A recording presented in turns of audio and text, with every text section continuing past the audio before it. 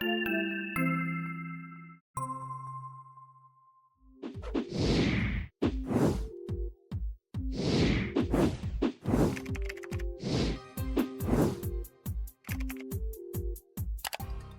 back, Richard. It is good to see you this morning to continue our conversation about men. And Right. Today, we want to shift a little bit to this topic of what other people are calling male malaise, this sort of unease that men seem to be feeling today. right, yeah, and I think that this is a great discussion. In the last podcast, we talked a little bit about some of the challenges. We did an update about some of the challenges with income inequality and how that has affected the concept or the sort of almost built-in idea that a lot of people have that men are the providers. And the challenge that has presented because, when men and boys grow up, thinking that and sort of anticipating that they're going to be the provider, they're going to be the ones to keep up everything for the family. They're going to be the primary, breadwinner and things like that. And then when they get there, they find that, I think that one of the statistics that you gave in that last podcast was that the bottom half of our of people in the United States, the bottom half when it comes to income, only account for 2.5% of the income, the money in the United States. That's a huge disparity between the top half, Mhm. and especially the top 10%, which has about 68% of the wealth. So this income disparity and how it relates to this concept of men as providers, we're gonna talk a little bit more about some of those concerns and, as you said, male malaise today. Right. But the male as a provider is certainly not new. I mean, we can go Right. all the way back to hunter-gatherer tribes that even exist today. There are still hunter-gatherers scattered across the world. And you had clearly defined roles. I mean, the men would go out and hunt and the women would stay behind. Um, Two of the world's four major religions Yeah. are male dominated. They seem they're patriarchal. Man is the decision maker. And in the Abrahamic tradition, those religions that stem from Abraham, Judaism, Islam, and Christianity, they are clearly male dominated. Okay, Mhm. so now, there are religions, the other two religions, Buddhism and Hinduism, but they are sort of gender neutral. Right. It seems like everything applies to everybody in those two religions. But in America, we reflect a European tradition of male dominance, Mhm. and the dominance rests largely on man as provider, the male as the provider. So Right. this is in our DNA. It's a very important part of who we are and how we define what it means to be a man. Until very recently, Right. the idea of male as provider was a viable, probably accurate way of looking at men. Certainly, it was true in the Industrial Revolution, where men went to work in steel mills and coal mines and other kinds of factories. That died a little temporarily during the Great Depression, where Mhm. there was high unemployment. But it revived again with World War II. We saw people going back into factories. And that idea of male as provider, when those men returned from World War II, it revived that idea of male as provider. And these men went back to work. And by and large, their wives stayed at home, taking care of the house and the children. And that model, that idea of male as provider, persisted well into the 1970s. Right. And it wasn't that women couldn't work or weren't allowed to work. Granted, there were limited opportunities. There were a few professions, nursing and teaching, but it wasn't they were allowed to work. But one paycheck was enough. I mean, Right. you really made a choice. If a woman decided not to work, it was okay because the primary breadwinner, typically the husband, was able to make a sufficient amount of money to buy a house and buy a car and send the kids to college. Right. And I think it's important to differentiate that we're talking about a time period where, many jobs Mhm. were were really labor intensive, physically labor intensive. When Right. you're talking about factories and things like that. They were physically intensive, and men tended to be more suited and more drawn to some of those, as a whole, tend to be more Mhm. drawn to those types of professions. And as you said, it wasn't that women weren't allowed to work. It was that when a man had one of those jobs, it tended to be sufficient to maintain the family and to make sure that they had a home and they had food and they had everything that they needed. What has Right. happened over the last, several decades, since at least the 80s, these things started to change. And, Right. things that were in place that once provided some security and, sustainability for some of these things, like unions and, the way that manufacturing jobs were in general, some of those things started to change, and fell out of favor to the point that now it became very difficult for that single salary to be enough if those jobs were even available. Now we're finding that, a lot of factory jobs and manufacturing jobs and things like that aren't available, Right. because we haven't even touched on the whole issue of how technology has affected all of this. So, the point is that now, in starting in about the 1980s, as these things started to adjust and change, the ability of a family to survive on that single income uh, Right. became much more concerning, much more, likely to not be the case, that they couldn't survive off that.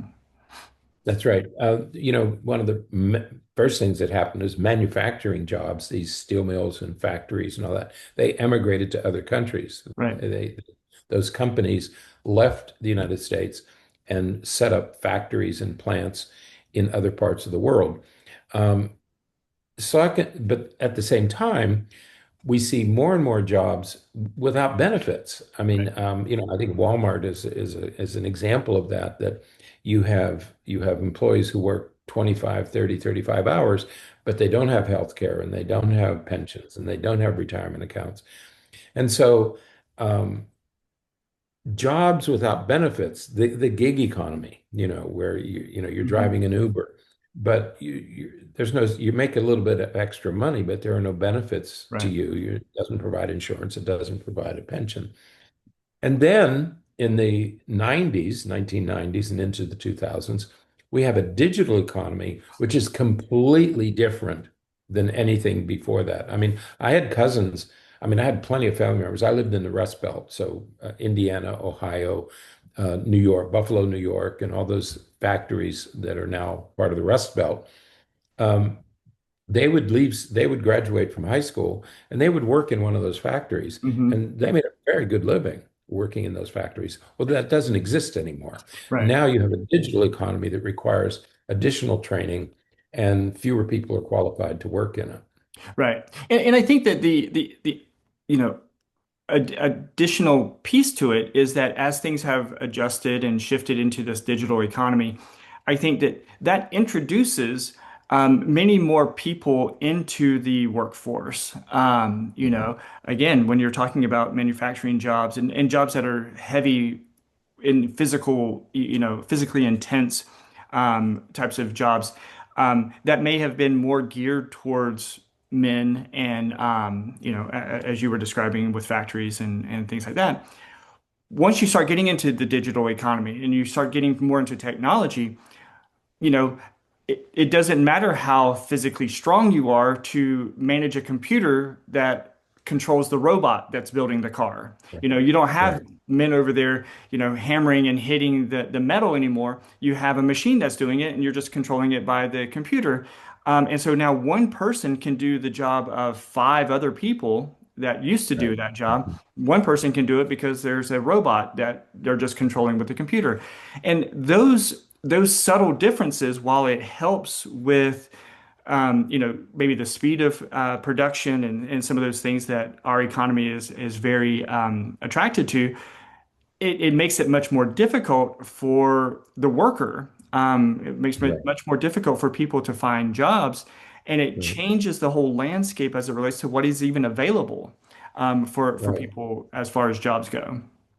That's right. So you have fewer jobs, and you say, well, it's more efficient and we're saving money, but yet prices continue to go up. That's called inflation. So while you have fewer jobs, things are costing more, and you have this concentration of wealth in fewer and fewer hands. There's money in Right. the system, but it's being siphoned off into fewer and fewer hands.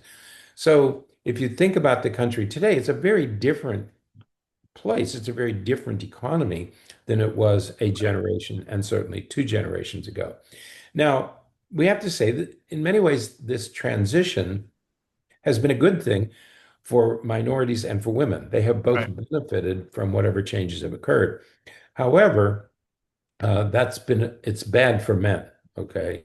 This has been a, it hasn't, the change in our economy, whether it was designed or not, not has put men in a difficult position, and Right. that's what we're dealing with when we talk about male malaise or what's wrong with men or what is the state of the American male. They have not benefited from this change in the economy. Okay. Right. Yeah, and I think that important piece to, and again, another important piece to with that is that we're not saying that things are great and balanced across the board. There is still a lot of inequality between, the work and, pay and everything for white males as compared to women and even men, black and brown men. The Mhm. income disparity is still present.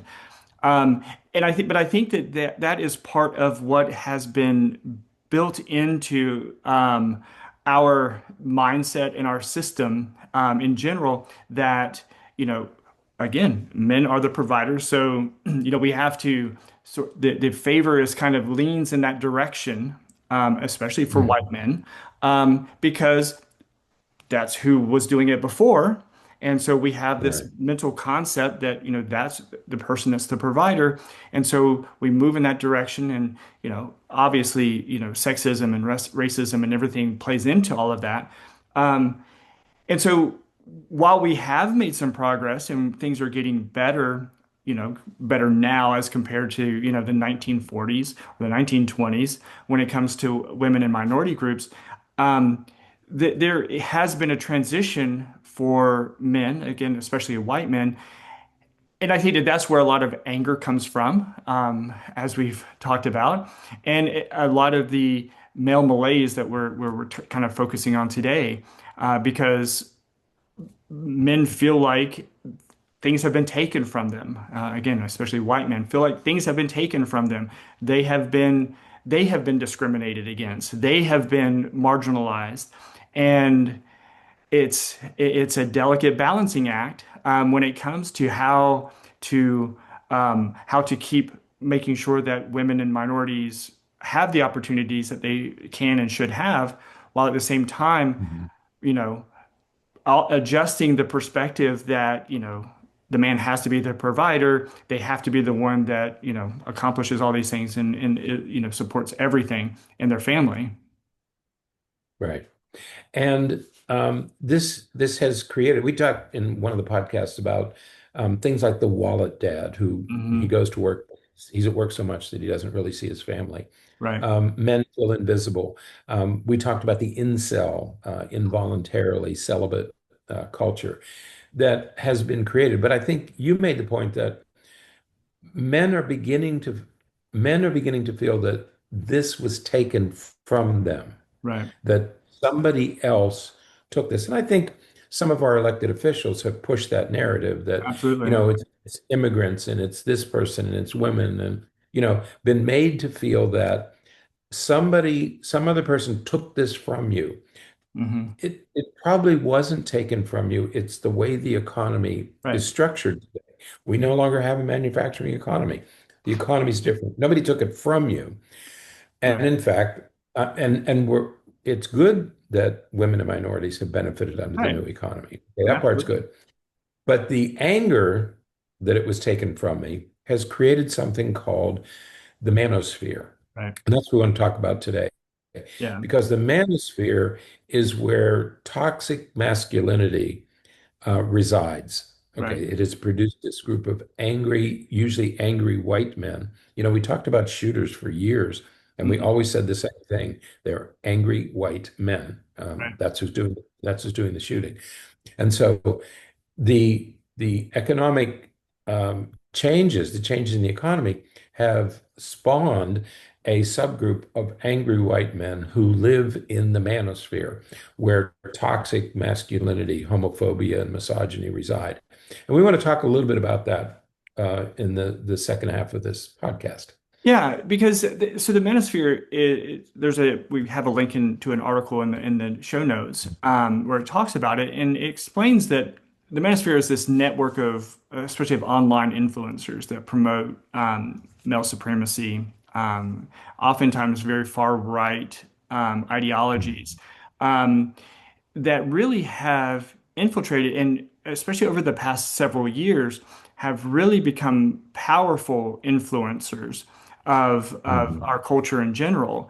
Nearly half, there was a report recently that nearly half of young men trust at least one of these influencers. And as we're talking about it, I cannot remember the influencer's name. He's on YouTube and TikTok. And his entire thing, his entire shtick is arguing with, or debating, I think is what he would call it, men and especially women about why women should not have certain rights.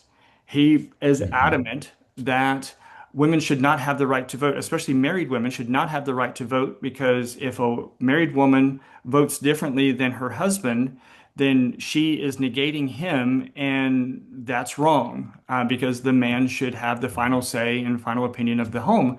And so, if a married woman has the right to vote and she happens to vote differently than her husband, then it negates his perspective, and that should not be allowed to happen.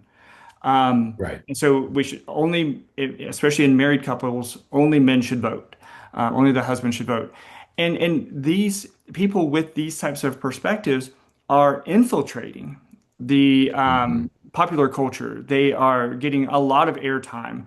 They are getting a lot of attention, and it's really creating and inciting and fueling this whole population of people. Again, all of that anger is just the anger because these people feel as though something was taken from us. And so we have to Right. take it back. Right. Right.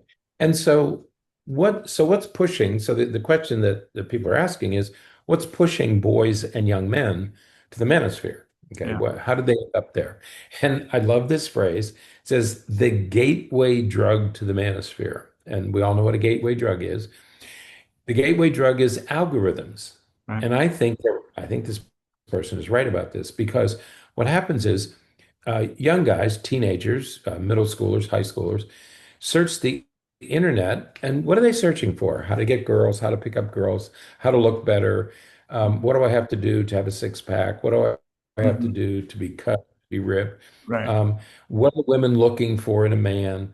And Mhm. so they do these queries, either they Google it or they use AI. And then as part of this thing, they sort of meander into places like looks maxing. I hadn't seen that before, but it's been around a while. It's how to make yourself look really handsome. Mhm. And Gym, GYM, and other sites. And one of the things they encounter is the importance of being an alpha male and not a beta male. Richard, we talked about something very similar to this. Goodness, it's probably a year ago when we talked about the case against Instagram and how the woman who used to work for Instagram came out and said, "Yes, we create algorithms that target teenage girls or young women and emphasize the importance of looks and appearance and." Mhm. The algorithm was designed such that those things are pushed to that population. So it's the Right, same thing with men. We have these algorithms that are designed to push some of this information, some of these things. The TikToker that I was talking about just a moment ago, I've never looked up anything that would be consistent with what this person is talking about. But yet it Mhm. comes up on my For You page.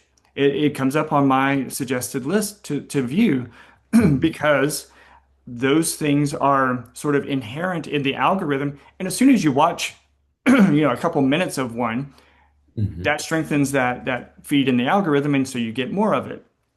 And so that's how this perpetuates, and it again can become the only thing that people are seeing, especially these young guys.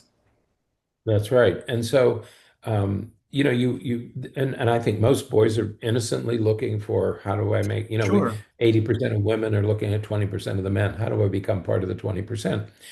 Completely legitimate. And I would do the same thing if I was 13 or 14. But suddenly, very quickly, the algorithm takes over and starts feeding you. It starts Mhm. sending you stuff, and that's what you start reading. There was a study in the UK, United Kingdom, that found that 10% of boys, and these are middle schoolers, ages 11 to 14, encountered harmful content, misogyny and violence, within 60 seconds of going online. So within a minute, you're going to start getting exposed to these darker notions and these darker attitudes because the influencers are out there and they're pushing this stuff. The most vicious of these, the Manosphere leaders, is Andrew Tate. I heard people talk about Andrew Tate. I've never heard anything he's done, but apparently he's pretty raw Hmm. in his condemnation. And not far behind is Nick Fuentes. Now, he was in the news the other day because he was interviewed by Tucker Carlson. Right, Tucker took a little bit of heat for that. Nick Fuentes mocked women's reproductive rights. He says, "Your right, body, my choice." right, That's an attitude. That's the manosphere. And then you have Joe Rogan and Jordan Peterson and other names like that who are part of this they call it the bro culture, who are pushing these sometimes with Tate and Fuentes, very raw, very offensive, misogynistic. And then you right, have Rogan and Peterson who are less so, but right. still pushing this uh, male as head of the household, male as leader, male as the decision maker. They're pushing this narrative all the time, and they're Right. pushing it at young men and boys. And I think that the difference between those two groups that you just mentioned, Jordan Peterson and Joe Rogan, even to some extent, is that they attempt to intellectualize it. They Right, attempt right, to, well, and especially, bringing in religious overtones to it, to try to make it to where, this is just the way that it's supposed to be. And but the underlying thing that seems to be consistent across the manosphere is that, um, you know, whereas rejection is a part of life, yeah, we've yeah, talked for a decade about how, failure is a part of life and it's important and it's necessary. The manosphere tends to present failure and rejection yeah. as Mhm. weakness Right. and as, a targeted assault against you, which has caused boys to lash out against girls, and it's Mhm. resulted in these feelings of them against us, and that perpetuates as these, the way that these people talk. The guy that, again, the guy that I mentioned a moment ago, he presents it as though if you are able to, if a woman has these rights, if a married woman has these rights, then that is a direct assault on the husband. Right, It's not that it's a conversation that couples should have. It's not that, hey, we differ on some of these things. We should have a conversation about it. It's right, not that. It's she is undermining and assaulting the husband. And so right, that is wrong. And so she should not have the right to vote. right. And it's That's right. very black and white for them. And there are more and more young men who are Mhm. adopting this philosophy. I Right. mean, it comes some young men that I'm shocked that but remember that in some religions, this is the standard, this is the party line, is Right. that the man is the head of the household, he's the decision maker, and everybody has to bend to his will. So this is also in some ways sanctioned by some of the world's major religions. Mhm. Um, we see it playing out in all three. So that's one problem. And is the creation of the manosphere and the information that is getting to young men and boys. And obviously, the antidote to that is education Hmm. and reframing some of the stuff. But there's a second factor besides the manosphere, which is working, I think is working against men, and it's very, very insidious. And this is the trad wife um, craze, the trad wife craze. The trad wife in this article, and I think they're right, is performance art and propaganda. Right. Okay. Because if you take the manosphere and you add the trad wife, you have a pretty toxic mix because they're both pushing the same narrative.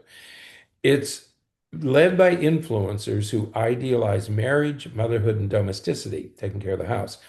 And the picture that comes to mind is this woman in perfectly makeup, hair, perfectly dressed, making everything from scratch, taking care of the children, the beautiful house, like the advertisements from the 1940s and 50s.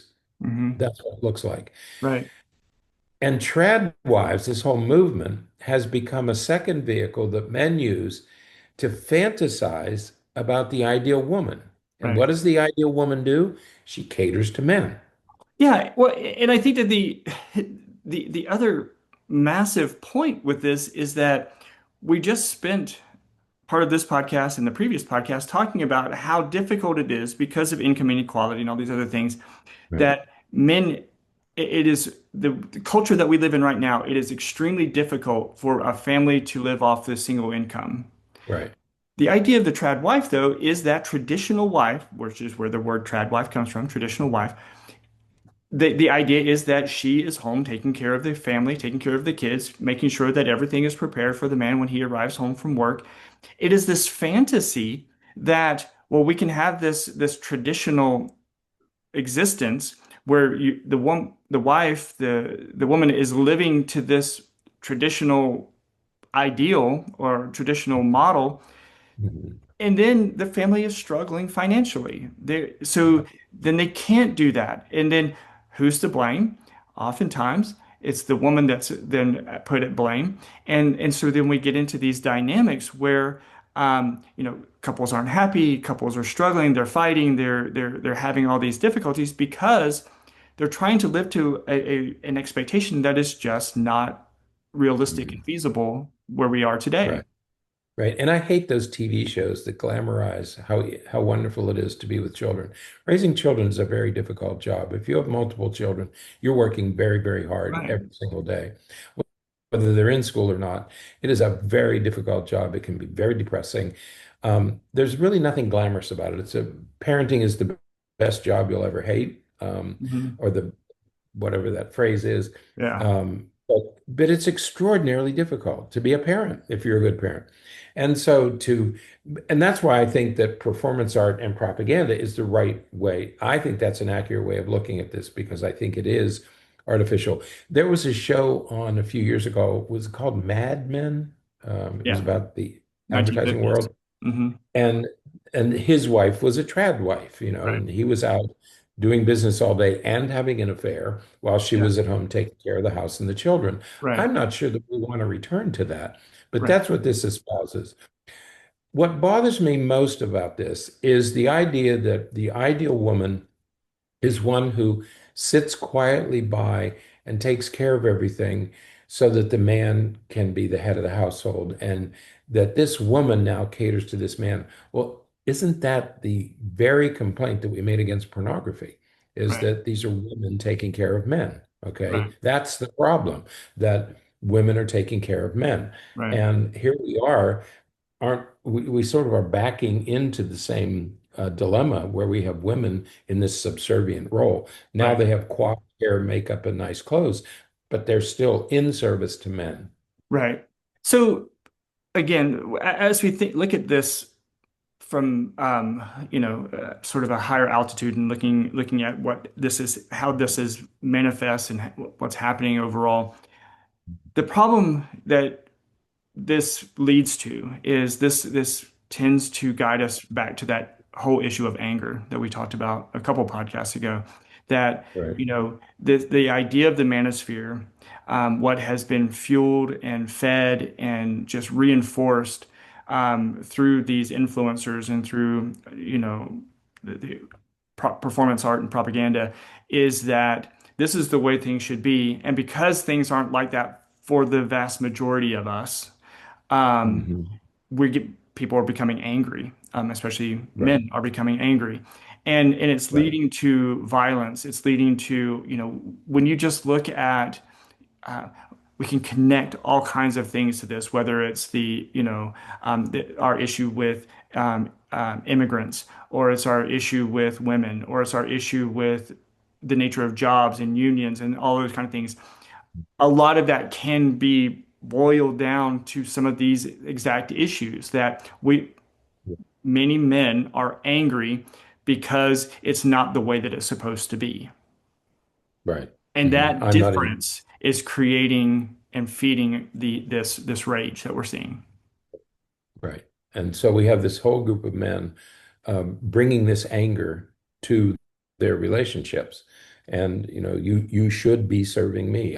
I should be in charge. Right, And it's not a good substitute for I should be a provider. right, Now, in a subsequent podcast sometime later, we'll talk about what are some possible solutions or what else can men do, because who's losing out here are families, schools, and other organizations like kids sports and Boy Scouts, that men are the absence of men right, is putting them at a disadvantage. right. We need more male teachers, we need more male Mhm. coaches, we need for men to be in houses and have that influence Right. with their children. And that's who's paying the price for all this is especially boys who need to have that influence in their lives. Absolutely. Yeah, we have to work to shift our perspective of what it means to be a man and, our role in the world today. So, all right. Okay. Well, with that, that is it for today. We'll be back to talk more about some of these things in future podcasts. But until then, stay happy, stay healthy, and forget to be afraid.